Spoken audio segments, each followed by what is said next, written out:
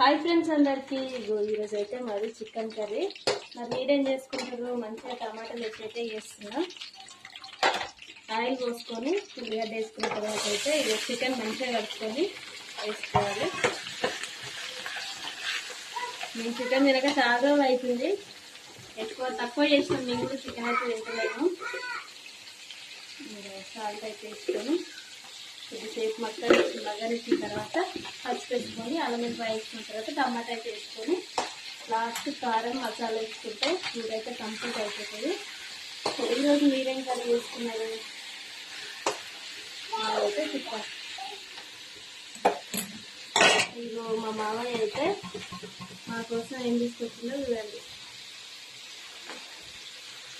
సమోసా తెచ్చినాం కూడా. మిర్చి పకోడీ